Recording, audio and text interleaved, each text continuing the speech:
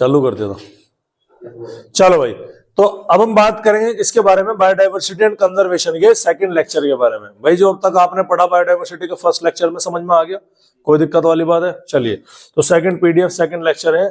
तो मैंने आपको बताया था कि ग्रेटेस्ट बायोडाइवर्सिटी के दो रीजन है। ट्रॉपिक वाले रीजन में सबसे वन है भैया लैटिट्यूडनल ग्रेडियंट, जिसमें मैंने आपको बताया था कि इक्वेटर से जैसे जैसे आप पोल की तरफ को जाओगे तो स्पीसीज का नंबर क्या होगा, डिक्रीज होता चला जाएगा। सेकंड आता है स्पीसीज एरिया रिलेशनशिप। सेकंड क्या आता है भाई, स्पीसीज एरिया रिलेशनशिप। तो स्पीसीज एरिया रिलेशनशिप को देने वाले साइंटिस्ट कौन थे भैया? अलेक्जेंडर वॉन हम्बोल्ट, जो कि जर्मन नेचुरलिस्ट है। समझ में आ रही बात? क्या नाम था भैया? अलेक्जेंडर वॉन हम्बोल्ट, याद रखिएगा, ठीक है। इन्होंने क्या बोला, इन्होंने सिंपल ये बोला, इन्होंने कहा कि जैसे जैसे तुम एरिया बढ़ाते चले जाओगे स्पीसीज का नंबर भी बढ़ता चला जाएगा। सर समझ में नहीं आया कैसे? फॉर एग्जांपल मैं आपको आपका घर है, आपके घर में मैक्सिमम कितनी स्पीसीज मिल सकती है बताओ? एग्जांपल लेते हैं। नंबर 1 ह्यूमन बीइंग आप हो, ठीक है। नंबर 2 पे आपके क्या घर में क्या मिल सकता है? मच्छर, वो भी तो स्पीसीज है। नंबर 3 पे क्या मिल सकते हैं आपके? चींटियां। 4 पे मक्खी, 5 छिपकली, 6 कॉकरोच, 7 पे क्या है? चूहे। संभावना है ना, ये जनरल है जो लगभग हर किसी घर में आसानी से मिल सकते हैं। तो आपका एक घर है, अभी ध्यान सुनिएगा, आपका एक घर है, तो आपके घर में कुल कितनी स्पीसीज है भैया? 7 स्पीसीज है, ठीक है। अब आपने घर की जगह एक अपने बाजू वाला इधर का घर ले लिया, एक अपने इधर वाला घर ले लिया, तो 7 तो लगभग ही कॉमन मिलेंगे, लेकिन एरिया बढ़ गया ना। अब एरिया बढ़ने में क्या स्पीसीज के बढ़ने की संभावना नहीं हुई? क्या हुई? फॉर एग्जाम्पल मान लो बराबर वाले ने क्या पाल रखी? बिल्ली पाल रखी, इधर वाले ने पाल रखी, नहीं पाल रखी, तो उधर का और आपके घर का एरिया मिलाकर स्पीसीज कितनी हो गई? 8 हो गई। इधर वाले ने कुत्ता पाल रखा, कितनी हो गई? 9 हो गई। अरे हो गई नहीं होगी? फिर आपने 3 घर हो गए आपके, फिर आपने 3 के अपने पीछे वाले 3 घर पकड़े, एरिया बढ़ गया नहीं बढ़ गया? उनमें से कोई आदमी ऐसा होगा जिसने गाय पाल रखी होगी, कितनी हो गई भैया? 10 हो गई। किसी ने भैंस पाल रखी होगी, कितनी हो गई भैया? 11 हो गई। अरे हो गई नहीं होगी? यानी एरिया बढ़ते सारी। अब एक चीज नोट करी तुमने कि शुरुआत में जब एरिया बढ़ा, जब तो बहुत तेजी से स्पीसीज बढ़ी, 1 2 3 4 5 6 7, लेकिन फिर जब आप एरिया बढ़ाने लगोगे तो धीरे धीरे धीरे धीरे धीरे धीरे एरिया बढ़ेगा। एक टाइम ऐसा आएगा कि आप कितना भी एरिया बढ़ा लो, अब स्पीसीज आगे बढ़ने वाली नहीं है। ऐसा नहीं है कि बुढ़ाना के अंदर की अगर मैं बात करूं तो किसी ने भैया टाइगर पाल रखा जी अलग से, एग्जाम्पल दे रहा हूं मैं, ऐसा नहीं है। ऐसा नहीं है कि कोई ऐसे स्पीसीज बुढ़ाना के है जो केवल एक ही घर में मौजूद है, बाकी स्पेशल और किसी घर में वो स्पीसीज मौजूद नहीं है, ऐसा नहीं है। अगर हो भी तो वो भी जरा सा एरिया बढ़ते वो भी क्या हो जाएगी? खत्म हो जाएगी। समझ में आ रही कि नहीं आ रही बात? तो एक ग्राफ बनाया गया किसके बीच में भैया? स्पीसीज के और एरिया के बीच में। ध्यान सुनिएगा, ये क्या है? हमारी स्पीसीज है और ये क्या है? हमारा एरिया है। जैसे जैसे आप स्पीसीज बढ़ाओगे, जैसे जैसे आप स्पीसीज जैसे आप मतलब एरिया बढ़ाओगे, वैसे वैसे आपकी स्पीसीज क्या होगी? बढ़ने लगेगी। समझ में? तो यही तो समझाया गया कि species richness increases with increasing area but only up to a limit. एक लिमिट तक ही बढ़ेगी भाई, उसके बाद में तुम घर 20 करो, 25 करो, 30 करो, स्पीसीज कांस्टेंट है। शुरुआत में तो बड़ी रैपिडली यहां पर बढ़ती हुई नजर आएगी, और ये स्पीसीज रिचनेस के और एरिया के बीच का ग्राफ मौजूद होता है, जो कि आपका क्या मिलेगा मैं आपको बना करके दिखा देता हूं। लो चलिए, ये रहा आपका ग्राफ, ठीक है, ये रहा। जैसे जैसे शुरुआत में आपने एरिया बढ़ाया, स्पीसीज का नंबर भी क्या होगा? बढ़ेगा बढ़ेगा बढ़ेगा, और एक लेवल पे क्या जाएगा आपका? ये कांस्टेंट होता नजर आएगा, ठीक है। ये क्या है? पैराबोला है कि हाइपरबोला है? ये पैराबोला है, हाइपरबोला है भाई, ये आपका हाइपरबोला है। समझ में आ रही बात? ठीक है। अब ये ग्राफ कैसा है? ये ग्राफ कर्व शेप में है। अरे है क्या? आ रही बात समझ में? ये ग्राफ क्या है? कर्व शेप में है। इसे हमें क्या करना पड़ेगा? स्ट्रेट लाइन लेना पड़ेगा। तो इस ग्राफ की मैं क्या ले लेता हूं? लॉग ले लेता हूं। तो log s is equal to log of c a to the power z होगा, हाँ है ना? ठीक है। log a इंटू बी में क्या था? log a plus log b, तो ये क्या हो जाएगा तुम्हारा? z log a, तो ये क्या हो जाएगा? log s। तो हमारा ग्राफ कैसा हो जाएगा? स्ट्रेट लाइन का ग्राफ हो जाएगा, हाँ है ना? समझ में आ रही बात? तो ये ग्राफ किसके बीच का है? ये ग्राफ है बेटा स्पीसीज एरिया रिलेशनशिप के बीच का। इसको क्या रखना है? अच्छे से ध्यान रखना। तो इक्वेशन है s is equal to c a to the power क्या हो गया हमारा? z। c a to the power क्या हो गया भाई? z हो गया। और अगर मैं लॉगरिथम स्केल पर इसको निकालूंगा तो log s is equal to log c plus z log a आएगा। s for species richness, c for y का इंटरसेप्ट है। भाई किसी एरिया में कुछ ना कुछ तो स्पीसीज मिलेगी ना, जीरो से तो शुरू नहीं होने की कि ये एरिया है यहाँ पर जीरो से शुरू कर, तो नहीं भाई, प्लांट एनिमल कुछ ना कुछ तो मिलेगा। अरे मिलेगा नहीं मिलेगा, ठीक है। उसके अलावा a क्या है? a for area. z क्या है? z है स्लोप। स्लोप का मतलब है कि ग्राफ कितना खड़ा है, कितना पड़ा है। अभी ध्यान सुनिएगा, z क्या है? स्लोप, ठीक है। ये जो स्ट्रेट लाइन है आपकी, ये क्या है? आपका z है। अभी ध्यान सुनिएगा, ये क्या है? ये z है। ये स्पीसीज रिचनेस है, ये क्या है, एरिया है। तो Z जितना खड़ा होगा स्पीसीज क्या होगी, उतनी ही ज्यादा होगी। क्या बोला मैंने, Z ऐसे है, जितना खड़ा Z होगा उतनी ही क्या होगी, स्पीसीज ज्यादा होगी। एग्जांपल देखिएगा, ये आपका स्पीसीज का नंबर है, एक Z आपका ये रहा और एक Z आपका क्या रहा, ये रहा, ठीक है, हाँ है ना। स्पीसीज कौन से में ज्यादा है, इस वाले में, ए वाले में कि बी वाले में, कैसे पता लगा, खड़ा है। लेकिन अगर मैथमेटिकल में आपको देखने लोगों तो मैं इस पॉइंट को यहां पर ड्रॉन कर सकता हूं, यहां से, हाँ या ना, इस पॉइंट को यहां से ड्रॉन कर सकता हूं, हाँ या ना। तो ये नीचे आ रहा, ये ऊपर आ रहा। अब समझ में आया कि जो जितना ज्यादा खड़ा होगा उसकी स्पीसीज क्या होगी बेटा, उतनी ही ज्यादा हमको देखने मिलेगी। तो ये क्या रखना, Z जो है स्लोप ऑफ लाइन बोलते हैं, रिग्रेशन कोफिशिएंट या स्टिफनेस ऑफ द ग्राफ के नाम से इसको जाना जाता है। और Z की वैल्यू याद रखिएगा, एनसीईआरटी के अंदर है 0.1 से 0.2 होती है हर एक टैक्सा के लिए। टैक्सा मालूम है, kingdom, phylum, class, order, family, genus, species, कोई भी टैक्सा आप पकड़ लो, एक के लिए कितनी वैल्यू मानी जाएगी, 0 से 0.2। जो लार्ज एरिया है जैसे कि बड़े बड़े कॉन्टिनेंट के, उनके लिए 0.6 से 1.2 के बीच में रहती है। जो फ्रूगीवोर्स है यानी कि ट्रॉपिकल फॉरेस्ट में जो फल खाने वाले बर्ड्स होते हैं, फ्रूट ईटर बर्ड्स होते हैं, उनके लिए 1.15 होगा। और ये वो लास्ट वाली लाइन वही है कि more will be the Z that is stiffness, more will be the number of species. जितना ज्यादा Z खड़ा होगा उतनी ही ज्यादा क्या होगी बेटा, यहाँ पर स्पीसीज ज्यादा हमको दिखाई पड़ेगी। बोलो भाई, समझ में आ रही कि नहीं आ रही बात। अब आप सोच रहे हैं सर एक बात तो बताओ, ये स्पीसीज स्पीसीज फलाना ठिकाना नमकाना शकराना, इसको कोई बेनिफिट भी है नहीं है। तो क्वेश्चन ये आया कि जो स्पीसीज डाइवर्सिटी जो है किसी भी इकोसिस्टम के लिए, इसकी क्या इंपॉर्टेंस है। अब ये भी बताया नहीं बताया, किसी भी इकोसिस्टम में जितना ज्यादा स्पीसीज होगी वो स्टेबल इकोसिस्टम उतना ही ज्यादा होगा। तो बोला है कि मोर स्पीसीज क्या होगा, मोर स्टेबल इकोसिस्टम होगा। जितना ज्यादा स्टेबल इकोसिस्टम होगा उतना ही ज्यादा स्टेबल क्या होंगे, कम्युनिटी के वहां पर आपको फीचर्स आपको दिखाई पड़ेंगे। समझ में आ रही बात, क्लियर है। अब सवाल ये सर, स्टेबल कम्युनिटी के फीचर वे कौन कौन से हैं। मैंने बोला ना कि स्टेबल इकोसिस्टम है या स्टेबल कम्युनिटी है, तो उसके फीचर क्या क्या है। सबसे पहला फीचर क्या, अच्छी एक बात बताओ मुझे, एक बात बताओ, सिंपल सा बंदा है, आपको कोई चीज नोट करनी है। फॉर एग्जांपल आपको मान लो स्टेबल इकोसिस्टम का एग्जांपल ले लो। आप चाहते हैं कि एक इकोसिस्टम क्या रहे, स्टेबल रहे, तो उसके लिए आप क्या चाहेंगे, मतलब आप ये चाहो आपकी इनकम स्टेबल हो, तो उसके लिए आप क्या चाहोगे, आप लगभग हर साल इतना ही कमा रहे हो, बढ़ोतरी हो जाए घटोतरी ना हो, हाँ या ना। अरे यही तो मतलब है, इसका नहीं है। तो सेम कहानी कहाँ है, स्टेबल इकोसिस्टम की। इकोसिस्टम में जो प्रोड्यूसर होंगे वे क्या बनाएंगे, फूड बनाएंगे। तो सबसे पहला पॉइंट क्या है, सबसे पहला पॉइंट यही है कि जो इकोसिस्टम है ना आपका, स्टेबल इकोसिस्टम के बेनिफिट क्या है, फीचर क्या है, उसमें उसकी प्रोडक्टिविटी में हर साल दर साल ज्यादा वेरिएशन देखने ना मिले। समझ में आ रही बात। जितना फूड अब बना लगभग कमोबेश अगले साल भी उतना ही बने, उससे अगले साल भी उतने बने। ऐसा नहीं है कि अब मान लो तुम्हारी इनकम भाई ऐसे, तुम्हारी कमाई साल दर साल लगभग बराबर होनी चाहिए।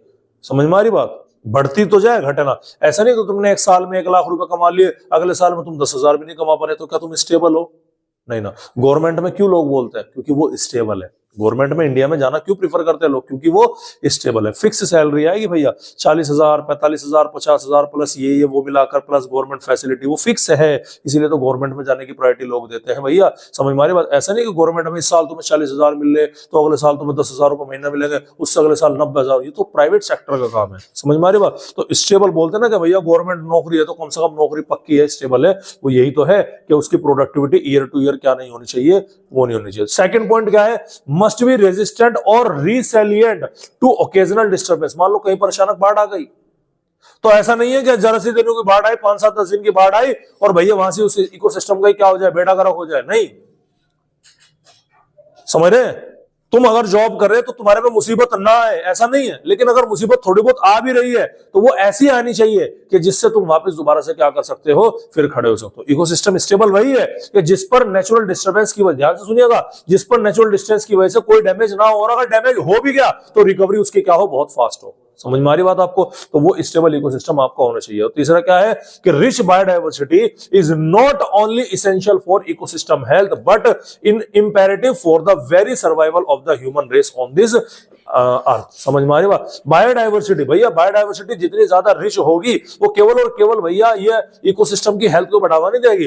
ह्यूमन बीइंग जो कि इस टाइम पर सबसे एडवांस स्पीसीज कंसीडर किया जाता है, बेटा उसका सर्वाइवल के लिए भी बायोडाइवर्सिटी का रिचनेस होना बहुत ज्यादा जरूरी है। अरे भाई बोलो, समझ में आ रही कि नहीं आ रही बात आपको, ठीक है। चलिएगा, अब ये क्या दिखाई पड़ रहा है आपको, ये है आपका एक एरोप्लेन का व्यू है। एरोप्लेन दिखाई पड़ रहा। इस एरोप्लेन में तुम्हें दिख रहा होगा कि एरोप्लेन में ये चादर है, एल्यूमिनियम की चादर है कि नहीं है? अरे है। इस एल्यूमिनियम की चादर में इस तरह से ये बोल्ट लगे हुए हैं, लगे हुए कि नहीं लगे हुए? लग रहे, ठीक है। तो ये बोल्ट क्या है? ये बोल्ट है, और ये क्या है आपके? ये एक चादर है, ठीक है। तो इस हाइपोथेसिस को दिया गया था रिवर्ट पॉपर हाइपोथेसिस। क्या नाम बोलते हैं भैया? रिवर्ट पॉपर हाइपोथेसिस, जिसको दिया था पॉल एरलिच ने। अब एक एग्जांपल बताइएगा, आप एक एरोप्लेन के अंदर जा रहे, ध्यान से सुनिएगा, आप एक एरोप्लेन के अंदर जा रहे हैं, एरोप्लेन में अलग अलग सीट्स मौजूद हैं, सीट्स पे कौन बैठेगा? सवारी बैठेगी, पैसेंजर होंगे। अब मुझे एक बात बताइएगा, जब भी प्लेन जमीन पर उतरेगा और सवारी उस प्लेन से बाहर निकलेगी, तो एक सवारी क्या करेगी? उसका एक बोल्ट निकाल के अपने साथ ले आएगी। क्या बोला मैंने? एक सवारी उस एरोप्लेन का एक बोल्ट निकाल के क्या कर लेगी? अपने साथ ले आएगी। मान लो सीट का निकाल लिया, ठीक है, गद्दी का निकाल लिया, आ रही बात समझ में? बैक सीट का निकाल लिया, तो क्या होगा? शुरुआत में मान लो कोई दिक्कत नहीं भी आए, क्या पता लगे शुरुआत में सीट का तुमने निकाला, क्या प्रॉब्लम आ रही भाई? कुछ प्रॉब्लम नहीं आ रही। अच्छा, रूल क्या है? रूल ये है कि जब आप वो उसको निकाल लोगे, बोल्ट को निकाल लोगे, कंपनी वहां पर दोबारा बोल्ट नहीं लगाएगी, पहला रूल। दूसरा रूल ये है कि आप ऐसे पैसेंजर है कि आपको बस निकाल के ही लाना है, बोल्ट बोल्ट हर हाल में निकाल के लाना। तो उस फ्यूचर का, उस एरोप्लेन का फ्यूचर क्या होगा? शुरू शुरू में आपको कोई दिक्कत ना हो, लेकिन कभी ना कभी वो एरोप्लेन क्या करेगा? क्रैश करेगा, क्योंकि बोल्ट वगैरह सब ढीले हो गए, पुर्जे हो गए। अब वो हवा में उड़ान भरेगा, उड़ता उड़ता क्रैश हो जाए, उड़ान ही ना भर पाए, बहुत सारी चीजें नहीं है। अरे समझ में आ रही बात? क्या है भैया? बहुत सारी चीजें नहीं है, अभी समझना मेरी बात को। तो क्या कर जाए वो क्रैश, कितनी जल्दी एरोप्लेन क्रैश करेगा, ये इस बात के ऊपर डिसाइड करेगा तुमने बोल्ट निकाला कहां का। मान लो तुमने पहले दिन इंजन का बोल्ट निकाल लिया, पहले दिन, तो पहले दिन क्रैश हो जाएगा। तुमने पहले दिन जो है 20-30 सवारी बैठी और 30 बोल्ट इसके निकाल लिए, उसके विंग्स के निकाल के ले गए, वो पहले दिन हो जाएगा। यानी कि ये भी डिसाइड होता है कि बोल्ट आपने क्या है, कहां का निकाला। अब इसको सोचो कि जो एरोप्लेन है ये एक इकोसिस्टम है। क्या है भाई? ये इकोसिस्टम, और इसके अंदर जो बोल्ट लगा हुआ है वो है आपकी एक स्पीसीज, और एक स्पीसीज को आप रोजाना किल कर रहे। क्या कर रहे? रोजाना किल कर रही है एक स्पीसीज। टाइम टू टाइम आप क्या होती चली जा रही? खत्म होती चली है। तो शुरू में स्पीसीज के खत्म होने से इकोसिस्टम पे इतना फर्क नहीं पड़ने, जैसे बोल्ट के निकलने से शुरू में एरोप्लेन पे इतना बोल्ट, लेकिन तुम बोल्ट कहां का निकाल रहे, मतलब तुम स्पीसीज कौन सी खत्म कर रहे, वो डिसाइड करेगी कि कितनी जल्दी इकोसिस्टम आपका क्रैश होगा, कितनी जल्दी आपका प्लेन क्रैश होगा। कहानी लिंक हो पाई?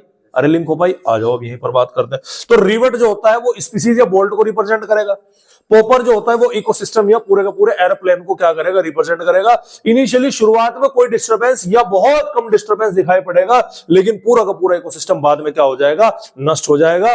और location of revert removed is critically important. भैया आप कहां का निकाल रहे हैं बोल्ट, रिवर्ट आप कहां का निकाल रहे हैं, ये बहुत ज्यादा इक्वली इंपॉर्टेंट है। आ रही बात समझ में? मान लो एक इलाके में, ध्यान सुनिएगा, एक इलाके में, अरे तुमने व्यू पढ़ा ना एक्सटिंक्शन वाला बायोडाइवर्सिटी में, वो कार्निवोर, वो स्टारफिश को हटा दिया वहां से, तो 10 इनवर्टिब्रेट साल के साल अपने आप में लड़ मर के खत्म हो गए। अभी पढ़ाया था ना ऑर्गेनिज्म वाले चैप्टर में।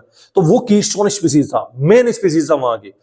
समझ में आ रही बात? आपने उसे हटा दे तो इकोसिस्टम क्या कर जाएगा? जल्दी ही क्रैश कर जाएगा। अरे भाई समझ में आ रही कि नहीं आ रही बात? आपको क्लियर है? ये देखिएगा पॉल एरलिच थे, इन्होंने ये इस कॉन्सेप्ट को दिया था। आ रही बात समझ? अब हम बात कर रहे हैं लॉस ऑफ बायोडाइवर्सिटी के बारे में। किसके बारे में बात करेंगे भैया? बायोडाइवर्सिटी के लॉस के बारे में बात करें। देखो, जो आपका ट्रॉपिक रीजन में जो आपका पैसिफिक आइलैंड है, जब तक ह्यूमन नहीं था कोई दिक्कत वाली बात नहीं। जैसे ही ह्यूमन ने वहां पर इंटरफेयर करना शुरू कर दिया, तो लगभग 2000 से ज्यादा स्पीसीज बर्ड्स की क्या हो गई? वहां पर जड़ खत्म हो गई, एक्सटेंट हो गई। समझ में आ रही बात आपको? ठीक है। और IUCN ने 2004 में एक रेड लिस्ट जारी करी थी, जिसमें उन्होंने बोला था कि 784 स्पीसीज एक्सटेंट हो चुकी हैं पिछले 500 साल में, जिसमें से 27 केवल और केवल कहां खत्म हुई है? लास्ट 20 ईयर में। अब आप बोलोगे सर एक साल में कभी औसत नहीं आ रहा, क्या दिक्कत है? वही वाली कहानी देखो भाई, इकोसिस्टम। क्योंकि एक स्पीसीज बनने में कोई साल, 2 साल, 10 साल, 5 साल, 1000 साल नहीं लगते, लाखों साल लगते हैं, करोड़ों साल लग जाते हैं एक स्पीसीज को बनने में। समझ रहे? और वो स्पीसीज तुरंत क्या हो रही? 1 साल। भाई तुम्हारी लाइफ का इस इकोलॉजी के टाइम पीरियड के मुकाबले में 1 साल, 10 साल, 100 साल, 1000 साल ऐसे हैं जैसे तुम्हारी लाइफ का 1 मिनट। अंदाजा लगाओ।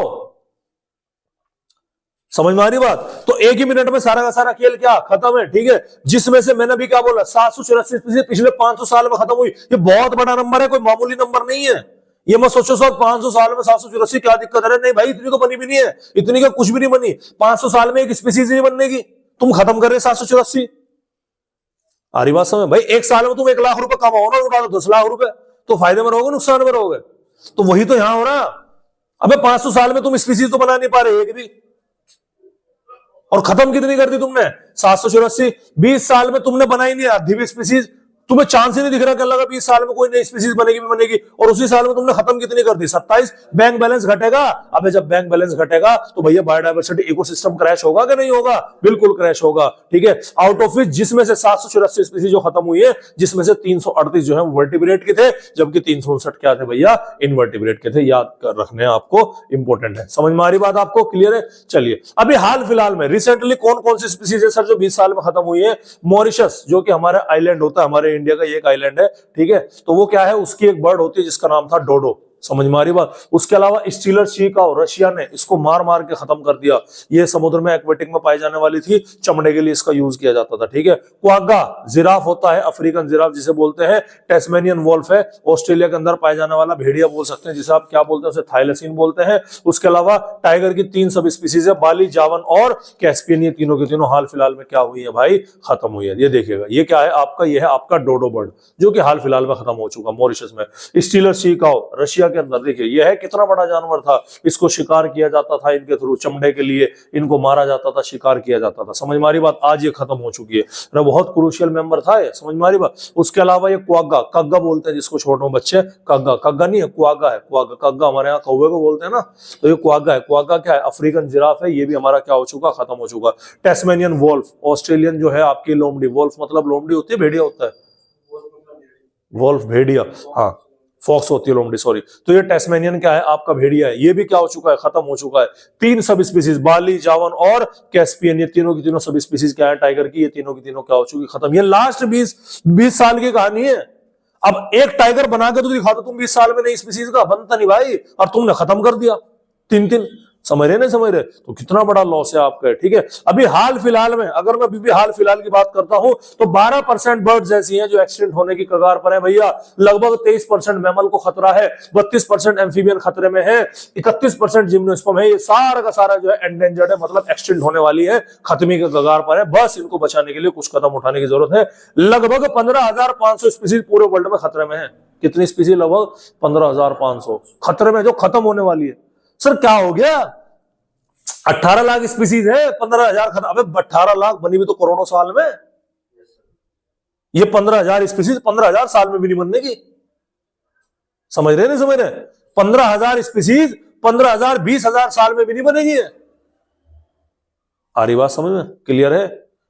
ठीक है, ऐसा नहीं है कि बिल्कुल नहीं बनेगी, 1-2 स्पीसीज बन जाएंगे, 2-4 बन जाएंगे, लेकिन ये सारी की सारी स्पीसीज को रिकवर कर पाना अपने आप में बहुत बड़ी बात है। ठीक है, लगभग ये डाटा सारा याद करने की जरूरत नहीं है। डाटा केवल ये वाला याद करना आपको, जो ऐसी स्लाइड पर बना हुआ है, जो ये ऐसी स्लाइड पर है ना, ये पीछे, जैसे कि ये वाला डाटा है। समझ में आ रही बात? जैसे कि ये वाला डाटा केवल ऐसी स्लाइड वाला याद करना, बाकी जो रंग बिरंगी तुम्हें इमेज दिख रही वो केवल इंफॉर्मेशन के लिए। ठीक है, लगभग ये तो 15,500 किसका था? ये तो बहुत पुराना है, एनसीईआरटी के अकॉर्डिंग डाटा था। अगर मैं हाल फिलहाल की बात करूं तो वो डाटा बढ़ करके लगभग 40,000 के लपेट में जा चुका है। एनसीईआरटी बोल रही है, एनसीईआरटी छवि भी 1990s की, और वो डाटा तब से इस्तेमाल होता चला आ रहा। 200 साल पुराना डाटा एनसीईआरटी में यूज हो रहा। तो अब की बात करो, लगभग कितना डाटा है भैया? 40,000 के करीब स्पीसीज है, जिसमें से 41% amphibian, 26% mammals, 34% conifer, birds 14%, coral reef 33%, shark हो गए 36%, आपके सिलेक्टेड क्रस्टेशियंस हो गए ये आपका 28% है। याद करने की कोई जरूरत नहीं, केवल ये डाटा दिखा, ये सीवियरिटी समझाने की कोशिश करी जा रही है कि कितना बड़ा यहाँ पर क्या है भैया लॉस होता है। ठीक है, एक इंपॉर्टेंट पॉइंट क्या है, एक इंपॉर्टेंट, और ये सब कुछ लॉस किसकी वजह से हो रहा है बेटा? इस सब का जिम्मेदार केवल और केवल ह्यूमन बीइंग है, याद रखिएगा। समझ में आ रही बात? चमड़े के लिए किसने मारा? स्टीलर सी काऊ को, ह्यूमन बीइंग ने। याद करो, नेचुरल जो प्रीडेटर होगा, जो नेचुरल शिकारी होगा, मैंने लास्ट की क्लास में भी आपको बताया था, वो प्रूडेंट होगा। वो केवल तब शिकार करेगा जब उसे भूख लगेगी। उसे मालूम है कि अगर तूने इसको ओवर एक्सप्लॉइट कर दिया तो तेरा फूड क्या हो जाएगा? खत्म। लेकिन इंसान क्या है कि मुझे सिर्फ पेट नहीं भरना, मुझे पैसे भी लाने हैं, मुझे जो है स्टीलर सी काऊ बेच के, वो चमड़ा बेच के बहुत पैसा कमाना है, मुझे अरबपति बनना है। लोग पहले मछली पालन करते थे सिर्फ पेट भरने के लिए, खाया मछली, कुछ बेच दी, कुछ ये नहीं। अब लोगों को इंपोर्ट एक्सपोर्ट का बिजनेस करना है। तो स्पीसीज खत्म हो किसकी वजह से रे? ह्यूमन बीइंग की वजह। और ऐसा नहीं है कि एक्सटिंक्शन पहली बार हो रहा, इससे पहले, अब से पहले भी 5 बार इस धरती पर मास एक्सटिंक्शन हो चुका। ह्यूमन बीइंग के आने से पहले 5 बार इस धरती पर से बायोडायवर्सिटी खत्म हो चुकी। अब बालक बोलेंगे क्या लगा जी, जब 5 बार पहले ही होली तो छठी बार अगर ह्यूमन बीइंग ही खत्म कर रहा तो इसमें कौन सी बड़ी बात आ गई? आफत की बात थोड़ी है। सही है मेरी बात? गलत है? गलत बात है। मैं बताता हूं रीजन आपको। तुम्हारा एग्जांपल लेता हूं भाई, खड़े हो जाओ दोनों जरा पीछे जा, खड़े हो जाओ, तू भी और तू भी, चलो चलो जल्दी खड़े हो जाओ। हाँ भाई, अब मेरा एग्जांपल देखिएगा, बड़ा सिंपल सा एग्जांपल है। तुमने किसी को ग्लूकोज चढ़ाई, आरएल मान लो, आरएल चढ़ा दी, ध्यान से सुनिएगा, बहुत इंपॉर्टेंट बात है। वो पेशेंट है, पेशेंट लेटा हुआ है, आरएल चढ़ा दी, पेशेंट की उम्र होगी 17-18 साल। ध्यान सुनिएगा, एक आरएल है 500 ml की, कितनी देर में चढ़ाओगे भाई? नॉर्मल कितनी देर में चढ़ाओगे? 2 घंटे में, 3 घंटे मान ले, 3 घंटे में चढ़ाओगे, कोई प्रॉब्लम होगी क्या उसे? ध्यान सुनना, तुम चढ़ा रहे ना आरएल उसके अपने आप, ग्लूकोज चढ़ा रहे। अब यही 500 ml की आरएल तुम क्या चढ़ा दो? 10 मिनट में चढ़ा दो, क्या होगा? मरीज ने क्या करा? ध्यान सुनना मेरी बात, तुम आरएल ग्लूकोज चढ़ा गए, तुमने हिसाब से लगा 3 घंटे का, अब तुमने क्या कर दी? उसने फुल स्पीड खोल के 10 मिनट में चढ़ा ली, तो मरीज पे भड़कोगे क्योंकि वाजी वाह बहुत बढ़िया काम करा। क्यों भाई? और मरीज को कुछ कॉम्प्लिकेशंस भी आएंगे, जैसे सर्दी लगना, ठंड लगना, घबराहट होना, इस तरह की चीजें भी सामने निकल के आएंगी। तो सवाल, प्रॉब्लम क्या है सर? तुम भी तो चढ़ा के आ रहे थे ग्लूकोज, अगर उसने चढ़ा ली तो क्या दिक्कत है? क्या दिक्कत आई? दिक्कत आई स्पीड की। जो पहले धरती पर मास एक्सटिंक्शन 5 बार हुए ना, वो नेचर ने अपने हिसाब से किया। नेचर को मालूम है कि अगर तुझे ये स्पीसीज खत्म करनी है तो ये उठानी पड़ेगी, तभी तो बैलेंस बनेगा ना। आ रही बात समझ में? एक अभी ये देखो, नेचर ऐसे चलती है, नेचर ऐसे चलती है, ये टॉप है और ये खत्म है। अब ये धीरे धीरे खत्म होने लगेगा, ये बढ़ने लगेगा, बढ़ने लगेगा, बढ़ने लगेगा, ये टॉप पर पहुंच जाएगा, खत्म हो जाएगा, फिर ऐसा करके पलटा, जब तो बैलेंस रखेंगे। ह्यूमन बीइंग क्या आया? ह्यूमन बीइंग, अच्छा यहां से यहां आने में और यहां से यहां आने में लगते हैं लाखों साल। ह्यूमन बीइंग क्या आया? क्या लगा तू यहां है, लाख साल में तो तू ऊपर जाएगा, ऊपर तो मैं तुझे कर नहीं सकता, लेकिन 100-200 साल में तुझे नीचे तो मिला दूंगा, इसे भी नीचे मिला दिया, इसे भी नीचे मिला दिया, तारा जो डिसबैलेंस हुआ नहीं हुआ। ये काम ह्यूमन बीइंग ने किया। छोटा सा एक एग्जांपल और देता हूं मैं। एक तालाब का गड्ढा है, उसे भरने में लाखों हजारों साल लग जाएंगे, अगर नेचर अपनी तरफ से भरेगी, हजारों लाखों साल लग जाएंगे। इंसान ना धू धू धू धू धू सारा भर देगा, तो नेचर को तो बाकी शेड्यूल डिस्टर्ब हो जाएंगे, नहीं हो जाएंगे। तो यही कहानी कहां हो रही भाई? यही कहानी यहां हो रही। प्रेजेंटली छठा एक्सटिंक्शन जो है वो प्रोग्रेस में है विद हाई रेट ऑफ 100 से 1000 गुना ज्यादा, यानी कि 100 से 1000 गुना ज्यादा तेजी से एक्सटिंक्शन चल रहा। नेचर अगर इसको ऑपरेट करती तो अपनी नॉर्मल स्पीड पर करती, नेचर के हिसाब से 1000 गुना ज्यादा तेजी से इंसान ने इसको क्या कर दिया भाई? चला दिया, just because of human being. इसीलिए ये क्या आई यहाँ पर? ये दिक्कत है। अब 5 मास एक्सटिंक्शन कौन कौन से हैं ये आपको याद रखने की कोई जरूरत नहीं है, बस केवल इसमें आप जब फोटोग्राफ देखेंगे तो उसमें आपको समझ में आ जाएगा। इमेज थोड़ी सी क्या है, तिरछी है, कोई दिक्कत वाली बात नहीं, ठीक है। चलिए, अगर हम बात करें 1900 से तो कौन कौन से एक्सटिंक्शन हुए हैं भैया? देखो अब ध्यान सुनिएगा, ये 2 कॉलम आपको बना रखे, 2 कॉलम आपके बना रखे, एक ये रेड वाला एक्सपेक्टेड, एक ब्लू वाला क्या है? ऑब्जर्व। एक्सपेक्टेड मतलब जो नेचुरल था, ऑब्जर्व मतलब जो ह्यूमन बीइंग से था। मैं बात करता हूं मैमल्स की। मैमल्स को कितना एक्सटिंक्शन होना चाहिए था 1900 से लेकर अब तक के 125 साल में? 1.26 के हिसाब से, लेकिन हुआ कितना? 35। देख लो कितना खतरनाक है। बर्ड्स का कितना होना चाहिए था? 2.38, लेकिन हुआ कितना? 57। रेप्टाइल्स का कितना होना चाहिए था? 1.01, हुआ कितना? 8। एम्फीबियंस का होना चाहिए था 1.46, हुआ कितना? 32। फिशेस का कितना होना चाहिए था? 2.84, हुआ कितना? 66। समझ रहे नहीं समझ रहे? इतना होना चाहिए था, अरे लेकिन हो कितना गया? इतना हुआ भाई। समझो बात को, बड़ी खतरनाक चीज है भाई। नहीं समझ रहे बात है भाई? नहीं समझ रहे? चलेगा। 1970 से डाटा है, ये डाटा, ये रंग बिरंगे डायग्राम याद करने की जरूरत नहीं है, मैं बता रहा हूं आपको जो रंग बिरंगे डायग्राम है, ठीक है। 1970 से अगर मैं बात करूं, हम लगभग अब तक 1970 से लेके बेटा अब तक हम क्या कर चुके हैं? अब तक 52% के करीब हम अर्थ की बर्ड, मैमल, फिश, रेप्टाइल्स और एम्फीबियंस को हम क्या कर चुके हैं? खो चुके हैं। समझ में आ रही बात आपको? 1970 से लेके अब तक के, यानी कि लगभग मैं 50 साल की बात कर रहा हूं। पिछले 50 साल में कितने खत्म कर दिए हमने? 52%, यानी आधे से ज्यादा पॉपुलेशन तो 50 साल में गई। किसकी? बर्ड्स की, मैमल्स की। तुम बताओ, तुमने छोटे छोटे से किसी ने गुरसल देखी? देखी किसी ने गुरसल? देखी गुरसल? एक छोटी सी बर्ड आती थी, बड़े वो सी, मतलब लाल सी, उसकी थोड़ी सी आईज, बड़े बड़े छोटे से, गुरसल बोलते थे उसको। देखी वो किसी ने? देखी? किस किसी ने नहीं देखी? वो देखिए ना, आज दिखती है कहीं।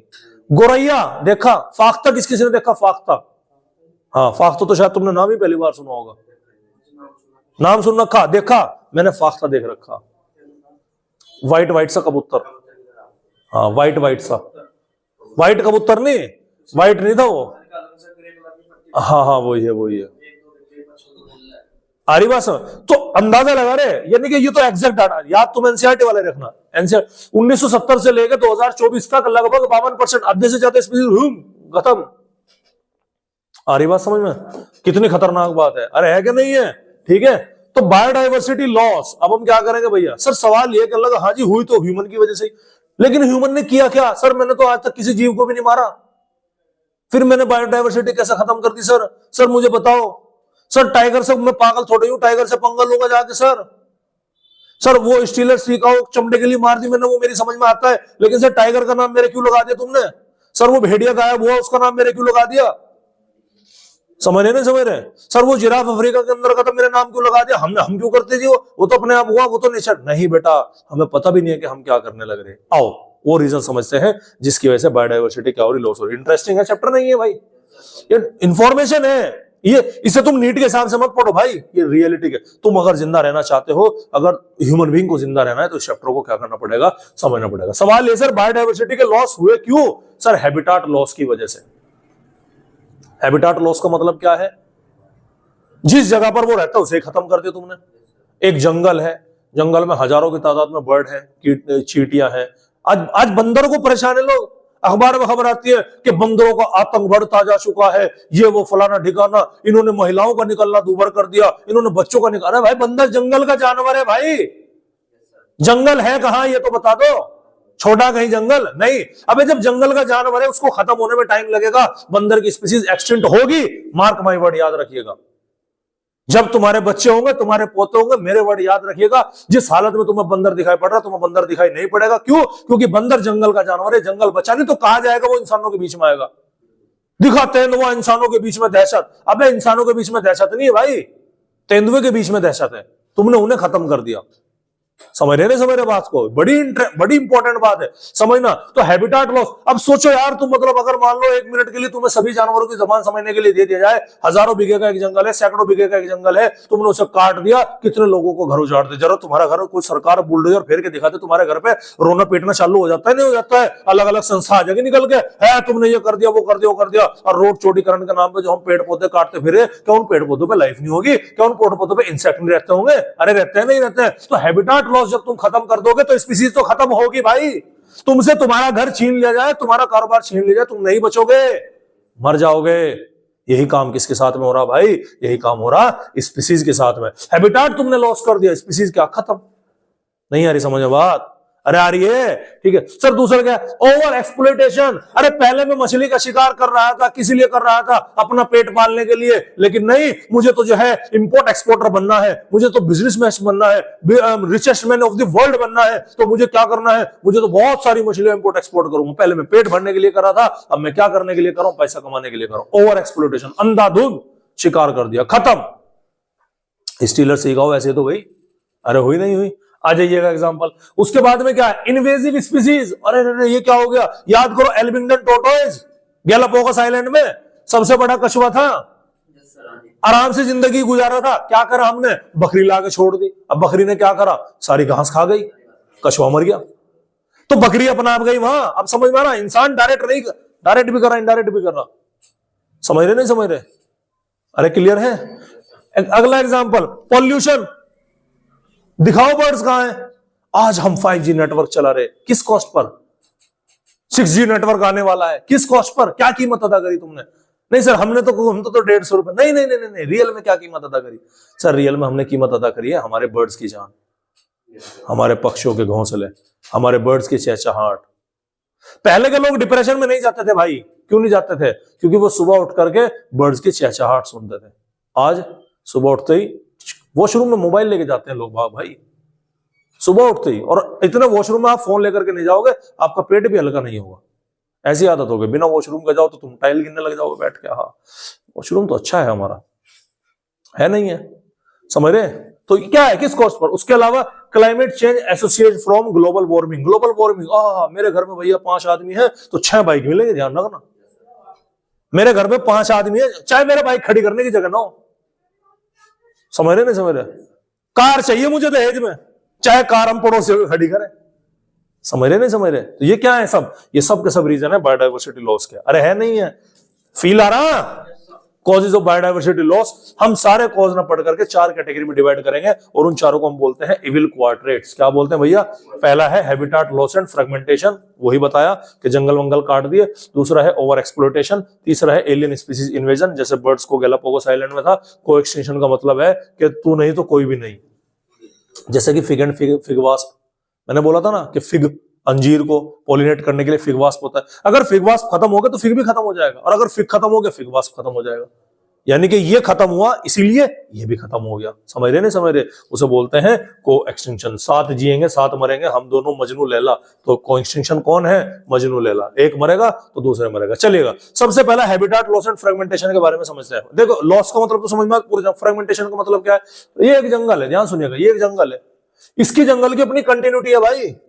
तुमने आए, तुमने यहाँ पर बीच में, अब स्कूल कॉलेज बनते हैं बीच में, जंगलों के बीच में बनते हैं ना स्कूल, अबे बनते हैं भाई। तो तुम ऐसे कर रहा? जितने भी स्कूल कॉलेज है सबसे पहले शहर के कोलाहल से दूर शांत कॉलोनी बन रही। क्या करा तुमने? इतना जंगल काट दिया भाई। अब इस जंगल में जो जानवर होगा वो कहां जाएगा? क्योंकि इधर जंगल में जाएगा, एक जानवर दूसरे जानवर को बर्दाश्त नहीं करता। एक कुत्ता दूसरे कुत्ते के लागे मार जाए, सारे कुत्ते चिपट के पड़ जाओ उसके। तो हैबिटाट लॉस हुआ। यहां हैबिटाट फ्रेगमेंटेशन हुआ। तुमने जंगल के थोड़े थोड़े टुकड़े कर दिए, ठीक है, इस तरह करके थोड़े टाइम के बाद में क्या कर दिया? जंगल ही गायब यहां से। ये जिस इलाके में आज हम है ना, यहाँ पहले कभी जंगल हुआ करता था, ज्यादा नहीं, अब से 30 साल पहले, 20 साल पहले। ये सारा का सारा खेल जो यहाँ पर रचा गया, या पिछले 20 साल के अंदर रचा गया। समझ में आ रही बात आपको? ऐसा हमारे घर वाले बताते हैं, ठीक है। चलिए, तो ट्रॉपिकल रेन फॉरेस्ट की मैं बात करता हूं कि भैया 14% होते थे पहले अर्थ पर, अब कितने रह गए? आधे से ज्यादा खत्म। अमेजन रेन फॉरेस्ट की मैं बात करता हूं, जिसको हम लंग्स ऑफ द अर्थ बोला जाता है, क्योंकि सबसे ज्यादा जो ऑक्सीजन अर्थ के ऊपर कंट्रीब्यूट होती है वो कहां से आती है? अमेजन। ऐसा नहीं है कि मतलब प्लांट से 50% से ज्यादा तो डायटम से आती है, chief producer of the ocean total oxygen. लेकिन अर्थ पे टेरेस्ट्रियल रीजन में सबसे ज्यादा ऑक्सीजन कहां से देता है? अमेजन रेन फॉरेस्ट से आता है, ठीक है। सोयाबीन की खेती करने के लिए और भैया घास उगाने के लिए या जानवरों को पालने के लिए अमेजन रेन फॉरेस्ट के जंगलों को काट दिया। इससे क्या हो गई? वहां की स्पीसीज खत्म होती है, ठीक है। ये देखिएगा, ये काट दिया भैया, ये काट दिया, ये काट दिया। अब ये तो तुमने काट दिया सर, हमने ये तो नहीं काटा भाई, ये तो काट दिया ना, ये कहां जाएंगे? कंटिन्यूटी खत्म हो गई भाई, कम्युनिकेशन खत्म हो गया। समझ में आ रही कि नहीं आ रही बात आपको? याद रखिएगा, ठीक है। उसके बाद में हम बात करते हैं, ये देखिएगा, ये घास के लिए कटाई कर दी अमेजन रेन फॉरेस्ट की। Over exploitation. ओवर एक्सप्लोटेशन का मतलब क्या? Excess use of natural resources. हमने क्या करा? नेचुरल रिसोर्सेज का एक्सेस यूज करा, ह्यूमंस ने, अपने फायदे के लिए, जॉय के लिए, मजे के लिए, भले ही कुछ ही होता रहे। समझ में आ रही कि नहीं आ रही बात आपके? एग्जाम्पल जैसे कि मरीन फिश, पैसे के लिए करते हैं हम। एग्जाम्पल स्टीलर सी का और रशिया की, चमड़े के लिए किया। अबे तुम पहले मार के खुद उड़ रहे थे, लेकिन तुम्हारे कीड़ा उठा, कहने लगा हम तो बेचेंगे, हम तो करोड़पति बनेंगे, लो बेच लो, खत्म। ये कट रहे जंगल, कट रहे नहीं कट रहे, ठीक है। ये मछलियों का ग्राफ देखिएगा, मछलियों का ग्राफ आ रही बात समझ में, ठीक है। तो ये मछलियों के वह है कि कितना तुम मतलब कितनी मछलियों को जो थे वो करते थे, खपत करी कितनी मछलियों में। शुरुआत में देखो कितनी कम खपत थी, और 1960 1950 से 80 के बीच में देखो यार भैया रॉकेट साइंस की तरह गया, और फिर तो भैया बढ़ता ही चला जा रहा, और क्या है, ठीक है। स्टीलर सी का शिकार करते हुए दिखाई जा रही रशिया के अंदर, ठंडा इलाका है ना, तो चमड़े के लिए पहले खुद उड़ा करते थे, अब हम उड़ के हम इंपोर्ट एक्सपोर्ट करेंगे जी, एक्सपोर्ट करेंगे, ठीक है। एलियन स्पीसीज इन्वेजन, अब वही तो बताया मैंने, एलियन स्पीसीज, बाहर से कोई स्पीसीज है जो वहां की है ही नहीं, उन्हें लाके जो वहां की रहने वाली उसको। जैसे रमजान में तुम बड़ा कॉमन देखते होंगे, रमजान में जो जब तरावी होती है तो सबसे अगली सब, पूरे साल के साल जो नमाजी होते हैं उनके हाथ नहीं लगती, ये लगे वे पीछे रहे, अरे वे किल सो जाए बेचारे जो बुजुर्ग हो, क्या लगा ये साल भर तो आते नहीं, अब आगे इन्होंने ये कर लिया, वो कर रहे नहीं कर रहे, सीट खत्म। सेम कहानी कहां है यहाँ पर? तो क्या हुआ भैया, एक हमारे ध्यान सुनिएगा, नील पर्च ईस्ट अफ्रीका में इंट्रोड्यूस करा दी गई। जैसे कराया तो लगभग 200 स्पीसीज छोटी मछली खत्म,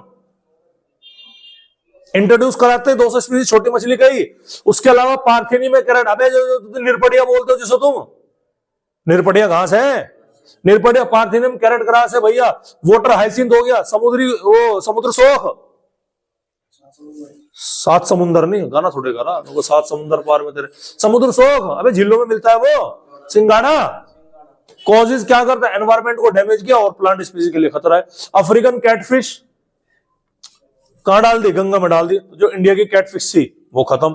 एल्बिंगटन टोर्टोइज तो आप जानते ही हैं, ठीक है, चलिएगा। तो सबसे पहले हम नील पर्च देखते हैं, ये ले नील पर्च, इंट्रोड्यूस कराया, 200 छोटी मछली, खत्म, टाटा गुड बाय गया, ठीक है। ये देखो आप, ये क्या है आपके, ये पार्थिनियम है, निरपटिया है, ये क्या है, जलकुंभी, समुद्री शोक। अभी क्या कर दे, सारे पानी पे फैल गई, पानी खत्म, नीचे का जो एक्वेटिक ऑर्गेनिज्म है उनका कम्युनिकेशन खत्म, वे मर जाएंगे, खत्म हो जाएंगे। कहां हो गए खत्म भाई, फिर वही वाली बात, पागलों वाली बात कर रहा तू, जोड़ खत्म कर दिया जी भाई। जोड़ जहां पर है वहां पर तो है, तेरे बुढ़ाने में नेचुरल रिवर मौजूद है, इंडियन रिवर, उसमें तो मौजूद है, वही तो बात हो रही। उसके अलावा बताओ क्या दिखाई पड़े तुम्हें, कुछ भी नहीं दिखता, ठीक है। उसके अलावा देखिएगा अफ्रीकन कैटफिश, इसे डाल दिया कहां, इंडियन नदी में ला करके, हमारी इंडिया वाली खत्म। एल्बिंगटन टोर्टोइज, बकरीलाई, ये खत्म। समझ में आ रही कि नहीं यारी बात। चलिए उसके बाद हम बात करते हैं कोइंसिडेंशन। कोइंसिडेंशन का मतलब क्या है, ऑब्लिगेट, मजनू लैला वाला रिलेशनशिप जहां पर देखने मिलेगा। फिग एंड फिग वास्प, यक्का यक्का मौत, प्लांट पोलिनेटर, पोलिनेटर खत्म तो प्लांट भी खत्म, प्लांट खत्म तो पोलिनेटर भी खत्म। समझ में आ रही बात, ये ऑलरेडी डिस्कस हमारा हो चुका है, ठीक है। अब सवाल ये है कि अल्लाह का सर बात तो सही करे यार, ह्यूमन बीइंग ने गलती तो करी, नुकसान तो उठाया, ऐसी तैसी तो कर दी पूरे नेचर की, लेकिन सर अब इसका क्या तरीका है, तो अगली क्लास में हम बात करेंगे बायोडाइवर्सिटी एंड कंजर्वेशन के बारे में। समझ में आए भाई यहाँ तक की कहानी, और इसी के साथ हमारे ये वाले समाचार भी समाप्त हुए। नमस्कार।